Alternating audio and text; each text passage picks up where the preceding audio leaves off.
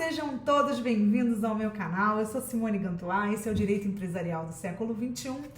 E hoje eu vou falar um pouquinho sobre um tema que não é direito empresarial, embora a gente fale aqui muito de direito empresarial, e a gente vai falar indiretamente sobre carreira, porque na verdade o tema de hoje tem relação com a sua carreira, com a sua formação na sua carreira, mas foi inspirada na conclusão da minha leitura desse livro aqui, A Tirania do Mérito, do Michael Sandel. Eu até demorei bastante a ler esse livro, porque eu tinha tanta leitura pendente, mas eu falei, essa semana eu termino de ler esse livro. E esse livro, assim, ele me fez repensar uma série de crenças que eu tinha na minha cabeça, me fez refletir. Não significa que eu concorde com absolutamente tudo, mas muitas dos raciocínios aqui que ele desenvolve nesse livro são muito coerentes, um trabalho de pesquisa muito profundo. Acho que é um livro que vale a pena todo mundo ler, mesmo que você não concorde com ele, mas eu acho que vai te fazer repensar uma série de coisas. Mas antes de eu começar a falar sobre o que isso aqui tem a ver com o meu canal, já peço logo de cara para você dar aquela subscrição, faz aquela subscrição, dá logo o seu like, seu joia de partida aí, para a gente continuar produzindo um conteúdo de qualidade para você. Então vamos lá, vamos falar um pouquinho do que o livro fala, né? Tirania do Mérito. E ele fala muito sobre a questão da meritocracia, né? E isso é um discurso retórico que a gente já vem ouvindo há muito tempo. E aqui a gente fala sobre carreira, não é verdade? A gente sempre tem a ideia de que a carreira ela se desenvolve com igualdade de oportunidades. Eu acho que esse livro aqui, obviamente, ele é um livro que é escrito sob a perspectiva do direito da sociedade norte-americana, mas eu acho que a gente se espelha muito neles e repete alguns erros que eles cometem. E aqui tem muito de Brasil também, né? Então a gente também vive, embora a gente não viva o sonho americano, a gente tem aqui no Brasil a ideia de que as oportunidades são iguais para todos, de uma certa maneira, embora a gente não tenha esse mito tão arraigado na cultura como os americanos têm. E por que eu resolvi falar disso, né? Porque esse livro, ele começa, logo no prólogo, lá na introdução, ele começa falando de uma fraude que foi descoberta para acesso às grandes universidades norte-americanas, porque a partir da década de 60, se não me engano, começou a se desenvolver um discurso de que somente quem tem nível superior nas grandes universidades são pessoas que vão ter ascensão profissional, ascensão de classe, inclusive, né? E aí, junto com isso, veio o discurso de que qualquer pessoa que tenha habilidades, elas podem conseguir chegar no mesmo lugar, porque as oportunidades são iguais para todos, só que não são. E, obviamente, não estou aqui para fazer discurso político, embora esse livro discuta política também, porque ele fala um pouco sobre a dicotomia Trump versus Hillary Clinton na eleição, as questões paradoxais envolvendo os dois e tudo mais, mas na verdade ele vai mostrar inclusive que os dois eles falam e disputam o mesmo discurso no que se refere a esses assuntos. Mas o que me chamou a atenção, e eu achei que tinha tudo a ver para a gente trabalhar, então estou fazendo um pequeno recorte aqui de algumas coisas desse livro, é de que essa ideia de que porque todo mundo tem acesso ao processo seletivo não significa que todas as pessoas têm as mesmas chances.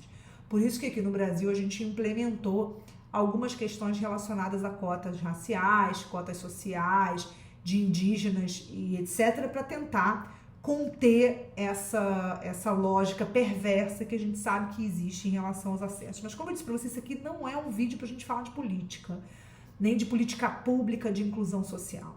Por que eu resolvi falar isso? Porque a gente precisa reconhecer duas coisas fundamentais para o desenvolvimento da sua carreira. Primeiro, que se você não nasceu entre os privilegiados na tua carreira, não dá para você se enganar e achar que tudo serão flores, né? Que tudo vai ser perfeito na sua carreira, que você vai sair da faculdade, você vai entrar na faculdade, vai fazer um estágio muito legal, você vai ser efetivado e vai continuar, porque na maioria dos casos não é isso que acontece. Então, assim, quando a gente trabalha com dados reais, a nossa reação diante deles, né? E a nossa relação com essa realidade, ela muda. Porque se a gente ficar se enganando, a gente vai ficar frustrado, porque a gente vai achar que a gente é ruim, e esse é o lado perverso da meritocracia, porque essas pessoas que nascem 10 passos à frente dos outros e não reconhecem que nascem 10 passos na frente dos outros, e essas pessoas que, eu não estou dizendo, nem estou julgando, dizendo que elas não aproveitaram as oportunidades, eu quero deixar isso claro.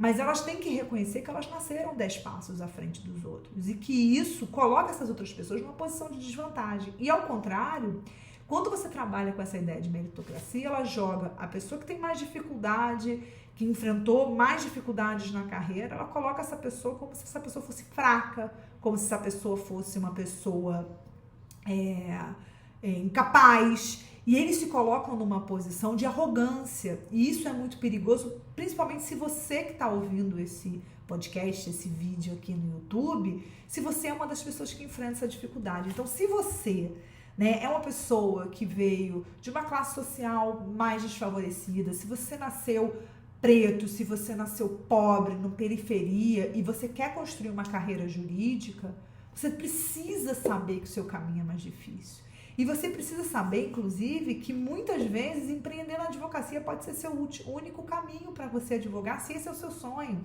Eu não estou aqui para destruir sonhos, tá?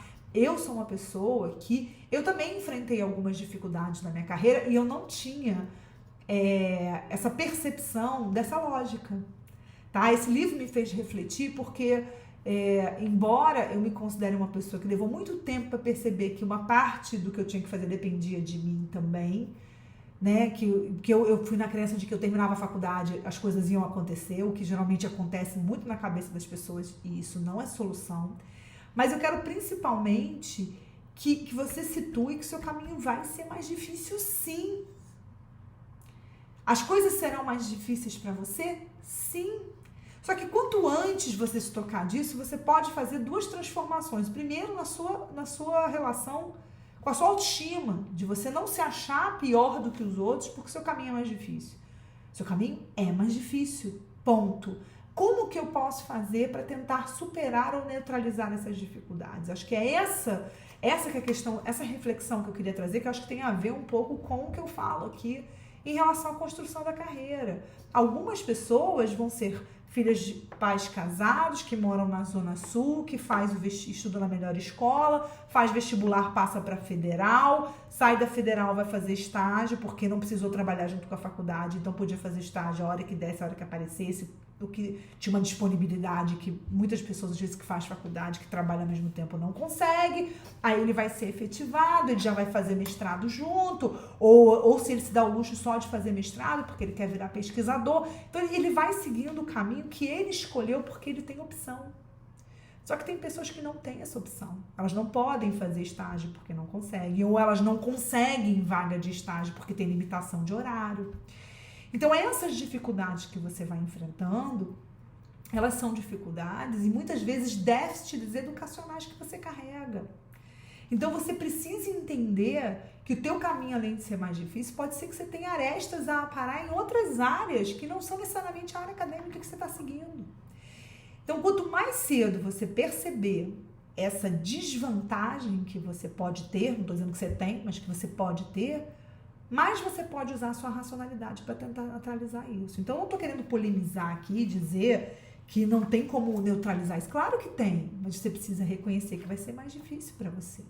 A gente tem um trecho aqui do livro que eu até marquei, que ele fala assim: o sonho americano está vivo, bem e morando em Copenhague. E por que isso? Porque o ambiente de Copenhague, na Dinamarca, onde você tem a sensação de igualdade, ela é realmente muito mais real. Não estou dizendo que é perfeita, mas ela é muito mais real. Essa sensação de competitividade excessiva que vem sendo disseminada no direito no ambiente norte-americano, ela não acontece tanto. Então você consegue viver num ambiente mais solidário, mais próspero, de pessoas realmente